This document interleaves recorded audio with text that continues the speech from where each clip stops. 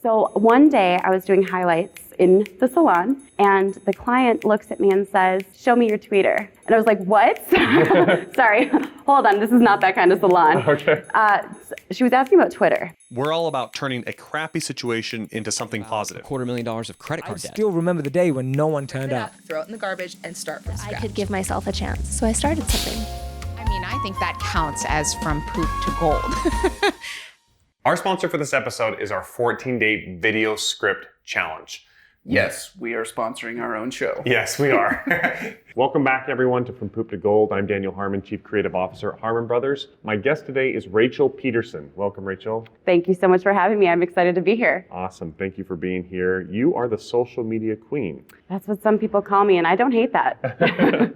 Awesome. Rachel is very experienced in TikTok. It's one of your big platforms. What are your other platforms of choice these days? Well, I'm on every single social media platform with the exception of Reddit, because that's where the mean people live. So I avoid Reddit and 4chan. But we're on every single platform. My favorites right now are YouTube, TikTok, and blogging, as crazy as that is. Oh, that's awesome. So tell me a little bit about your background. How did you get so deep into social media and to where you're like running your own company now with it, doing a lot of obviously education and consulting? Anyway, give us a little update for our audience. For sure. I feel like we have to go back, since this is all about poop to gold. We got to talk about the poop, right? Yeah. So 9 years ago, I became a single mom on accident, which was not the plan I had for my life in any way, shape, or form. My dad was a pastor. It's a little bit of a shock for kind of everyone. But I became a single mom, and then my family went through some hardships. I went through some hardships, and I found myself on welfare and food stamps. And just so you guys know, like, this is so crazy, but it doesn't give you as much money as you'd think. It barely covers diapers. So I'm sitting here in this crazy situation, like, how in the world am I supposed to make ends meet? So I did what any rational person does, and I gave up my body to science. So I literally did plasma, I did medical experiments. So I've tested a lot of the drugs that are on the market now. Gosh. But you know what? That covered food and clothes and cribs and everything. And so I think going through that season really prepped me to do whatever it takes to make something succeed. Yeah. During that time, I became a hairstylist, which is actually why my hair is so great. I spent a lot of money to learn how to do hair. But I became a hairstylist, no training in marketing, anything of that sort. My husband and I met 6 years ago, and it was literally love at first sight. We met on a Wednesday. The following Wednesday, he told me he was in love with me. And I was wow, 1 week. It was pretty crazy. And I said, thankfully, I feel the same way. And then, we started to profess our love to our families, and they weren't excited for us at all. They were freaking out. They're like, "Rachel, you can't get married." Yeah, not so much about maybe him as just the short time frame, right? Oh yeah, absolutely. And they were a little worried about my judgment at this point in time, from just a few crazy years. And so we were going to wait 6 months to get married, but when no one was happy, I said, "Do you want to get married tomorrow?" And so 13 days after we met, we got married at the Mall of America on the 3rd floor in the Chapel of Love. Oh my gosh. Pretty fun. Are you from the Midwest? I am. Okay. Born and raised in Minnesota. Oh wow. Yeah, I used to actually knock doors and sell alarm systems in the St. Paul area. Okay. I was living in Eagan. Yep. Yeah, but anyway, and I've been to the Mall of America. Yeah. And that's you can get amazing. married there. 13 days later? 13 days later. Like a true shotgun style wedding, just boom. Oh, absolutely. Vegas without Vegas. Exactly. I went and bought my dress that day. I worked a full work day and then punched out and went and met him and got married. Oh man. Wow. So brave. Very much so. But I just had this really strong gut feeling, this is the right path for your life. Yeah. That didn't fix all of our financial problems at all. He was actually a high school dropout who was a window washer. Okay. I was a college dropout who is now a single mom and a hairstylist. Yeah. But I just knew something is right here. Okay. And so I followed it. Okay. That's awesome. Yes. Wow. Okay. So from there. How do we get to the gold, right? So one day I was doing highlights in the salon, and the client looks at me and says, "Show me your tweeter." And I was like, what? Sorry, hold on, this is not that kind of salon. Okay. She was asking about Twitter. Basically, they were super social media illiterate, and they had no idea how to handle anything on Twitter, Facebook, and they had just bought this company that specialized in fast food fried chicken. Oh, okay, yeah. So, yeah, I saw this on your LinkedIn profile. Yes, so that was my very first client. I met up with them, and I didn't feel like an expert, but what I knew is I could be an expert to them. Okay. So I went home, started just searching on Google and YouTube and watching videos and learning everything I could. They became my first client, and pretty quickly I replaced my income. A few months later, I replaced Paul's income. Then we started to build what is now a multiple seven-figure business. Awesome. So you basically started with what was either a pastime or a hobby, turned it into an actual job. Yep. With the one client, and then from there eventually made the jump. Were they always a client, or were you working for them as an employee? I was never a full-time employee. So I was at first, your first client. kind of consulting. And in fact, I think I was making like $15 an hour with them. Sure. To me, I was like, this is great money. Yeah, this is like, right. a paycheck of $150 every 2 weeks. This is awesome. Yeah. But I didn't realize how much I was going to fall in love with marketing and selling through marketing on social media.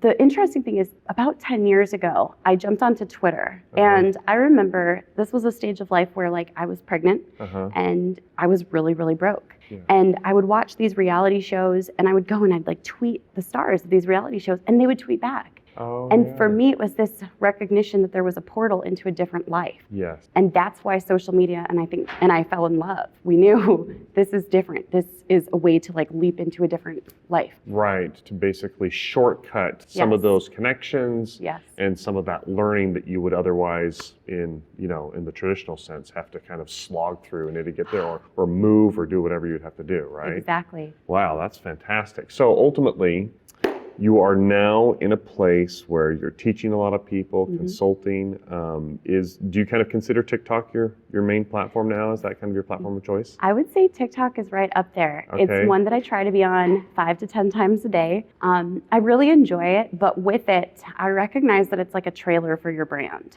So with TikTok, for those of you who aren't familiar, it's 15 to 60-second videos, meaning you are limited, and you have to know your business well enough to express it in a way that doesn't turn people off really fast. Yeah. But I see it as like a top of funnel place to plug people into my more long form, valuable content, whether it's on YouTube or my blog or my podcast. Yeah. So I use TikTok as like this trailer for those different avenues. Yeah, basically just throwing out a whole bunch of teasers. Yes. And then how do you get them to make the jump from watching your stuff on TikTok to interacting with you and engaging with you on the other platforms? So one thing about TikTok is that it changes a lot. Okay. So if we had had this conversation a week ago, I would say creatively, very, very creatively. We actually have our team trained in on how to reply to every single comment on certain videos and send people to a YouTube video or send people to a particular podcast. So they reply with links. Yep, they reply with links, or they'll say, check out on our website, here's this in this place. But TikTok actually just rolled out this week clickable links for certain beta testers. Wow. Which is that a is game just this week. changer. Yeah, Just I this hadn't week. even heard about it myself because I've been doing all this other stuff. But yeah. So that was really powerful. On TikTok, you can link to your Instagram. Instagram's never been my favorite platform, but it is a good platform. You can link to your YouTube, and now you can, for some people, have a clickable link as well. But I'm not scared to do a live stream on TikTok and tell people, hey guys, come behind the scenes. We're going to record one of my podcasts live, and you guys can just hang out. At the beginning and at the end, I plug my podcast name, and suddenly I watch the download spike. And so you can go directly to, you can send them directly to your website then, exactly. or just wherever. Okay, now I'm going to get on TikTok. It's going to be so fun. I can't wait. Now, we have obviously a lot of content that we can cut up and put on there. We're actually, one of our creative directors, Johnny, has been playing with it and having a lot of success. I think he has like 90,000 followers. Oh my gosh, it's so fun. How many followers do you have on I think 139,000. Oh, good for you. Which is pretty good, considering I'm just strong. A mom of 3 from Minnesota. Nothing that exciting. That's pretty exciting to me. That's awesome. That's great. So take me back for just 1 minute. We're going to rewind to some of your poop moment of when things were really bad. Explain to me a little bit of the motion surrounding when things got really dark. Was there a particular experience where it was like, either I can't do this anymore, or something's got to change? Was there a breaking point? Would you have something there that you could talk about? Absolutely. I have a few of those moments. So I'm from Minnesota, and we have really cold winters. I mean, some winters it gets negative 30 feels like negative 60. It's like dangerous to go outside. You can die. Yeah. So we stay inside for a lot of winters. And there was this one winter where we were living with a family member. They were also going through a very financially difficult season. Yeah. And our heat got turned off in the middle of winter. Oh, And this wow. was right before Christmas. And I was like, we don't have money for Christmas presents. Yeah. Our heat just got turned off. So we opened the oven because it was electric. Opened the oven and let that heat the house. Oh my gosh. We got some kerosene lamps from like Goodwill, Mhm. and that was cheap and a cheap way to heat the house up. That was one of the lowest points, and I was so scared. My daughter Dakota was, just a year old, and I was like, this is not going to be my life. That year we made the best of it. It was a very poopy year. It was one of those moments where I just felt like a complete failure as a parent, as a human, as a woman, as a nurturer. But we made the best of it, and we did what's called a Little House on the Prairie Christmas. And Oh so my we did gosh. an orange, a penny, Oh yeah. a candy cane, and a tin cup. Have you read the little? Oh yeah. Oh, Yeah, those are such good books. Yeah, those were some of my favorite books growing up. Me too. I Yeah. was homeschooled, and my mom had me Oh my read gosh, those. I was homeschooled too. No way. Yeah, uh-huh. Okay, so Yeah, crazy. yeah. I feel like we have a lot in common. Yeah, for It's like- sure. I'm starting to make the connection more and more here. Yes. So that we decided to make the best of it. And still in that moment, there was like just this feeling of failure and realizing, oh my gosh, if something doesn't change, we are down the path of my daughter being a statistic, me being a statistic. Everything is stacked against us right now. Something has to change. And in fact, a little bit before that, I was going through hair school, and I remember thinking, if I can just make it through this and shine, I can go get a job anywhere. I can become the most well-spoken. I'm not the best dressed. I'm maybe not even the most talented, but I'm going to do my best to show up consistently. And for me, at that time, the sign of hope was if I can get job opportunities from the top salons in Minnesota, will be made. Yeah. That's like the break. Yeah, you bet. And so I hustled. I remember there were girls that were like dressed in designer clothing at hair Sure, school. yeah. And I'm like, They just like lived it. yes, they lived that like couture look Yes. and life. And I was like going through the clearance racks at Goodwill, trying to find something without a hole in it. But Yeah. even if it had a hole, I could sew it up. And I was like, I Yeah. just got to find something that's Banana Republic or J. Crew. Yeah. And I would scrounge for those pieces just because I wanted to look the part so badly. Right. And so once we graduated, I had interviewed at many salons, probably 15 or 20. Oh wow. And then the calls started coming in, and I got the call from one of the top salons. I had 5 in mind. Okay. Got one of the calls, and I was like, and I just fell on my knees and bawled because I was like, this is a sign. There's gold on the Yeah. other side somewhere. I Some don't know what hope this here. looks like. Yeah.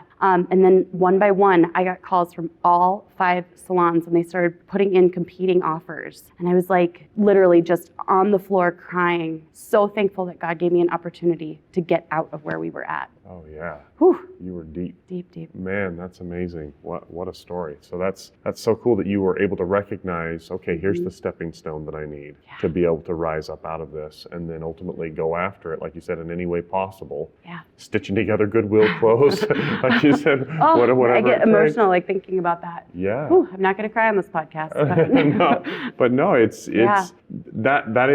it's enough, I think, to feel like you're either a failure to either your own hopes and dreams, or to feel like you've failed just in any kind of day-to-day life situation. But then it's a whole other thing to have the responsibility of being a parent and feeling like that with your kid. Yeah. It is so incredibly hard. Oh, So- yeah. And, so I was on my own for that. And that was at 21. And I hadn't necessarily planned on having kids. But Right. once I realized I was going to be a mom, I was like, all right, it's time to step up to that challenge and be a mom. But I felt so young and so immature. And suddenly it was like, now you're responsible for a human, not just providing, but setting an example. Yep. And so having my daughter was definitely a turning point in my life where I started to kind of get things together, Oh man, yeah. Oof.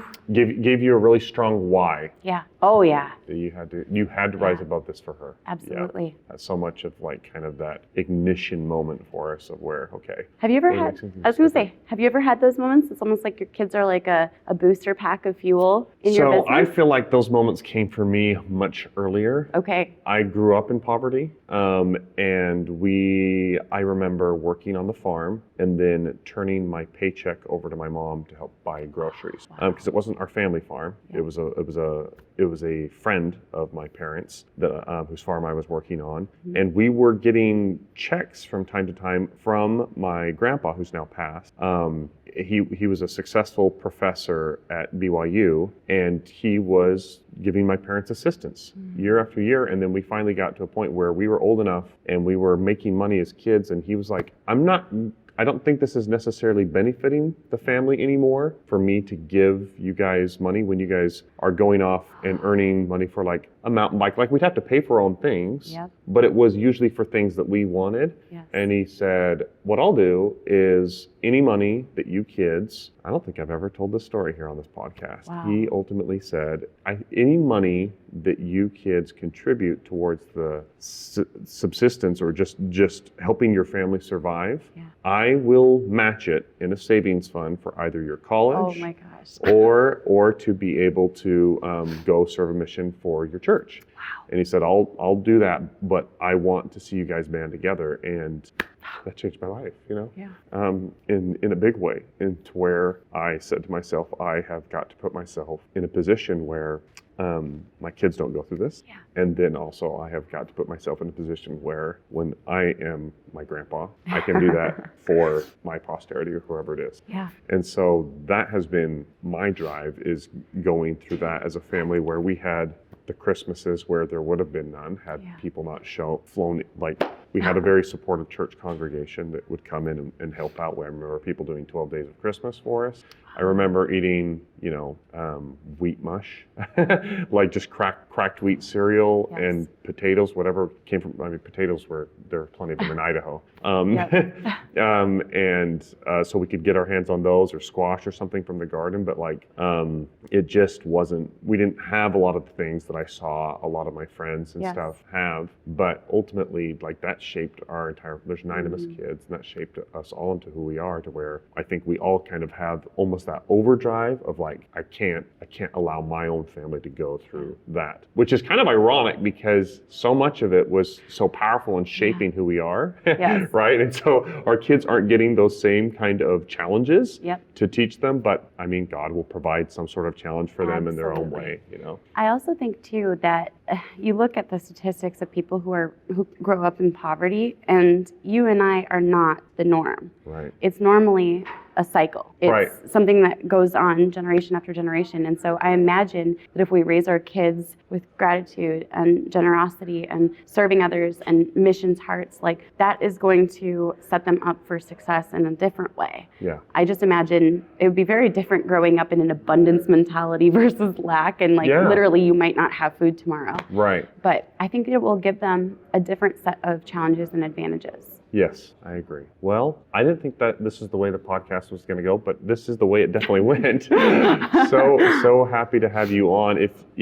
Where do you want our audience to find you? So the greatest place to find me is my website. It's Okay. rachelpedersen.com. Yep. All E's and a D in my last name. Yep. Spelled a little differently. And you can find all of my social media platforms, a lot of the free value that I put out there on my website. Awesome. Yep. And you train people on how to be social media managers. I do. Right? I do. Which is awesome. You've got a whole following in school that comes with that, is what you've put together. And obviously she's a big deal on TikTok. So you're gonna want to check her out there. No, I'm getting on now. Now that the links are there, I'm like, okay, Yes. I see the vision. I see where this is going. No, I knew that they would eventually get around to that. It's always about building it for the end consumer first. Oh, yeah. And then ultimately, moving it towards the businesses and things like that. So, Yes. awesome. Well, thank you so much for taking time. Thank you so much Come for on. having What a me. beautiful story. So glad. So happy for your success, and can't wait to stay in touch on things. It'll be fun. Same. I loved hearing your story, and I feel like it makes me even more so want to root for you guys. It's so exciting. Thank you. Appreciate that. Well, thank you all for joining us, and we will see you on the next one. As entrepreneurs and small businesses, we all kind of reach that point where we know we've created something awesome and we want to share it with the world, right?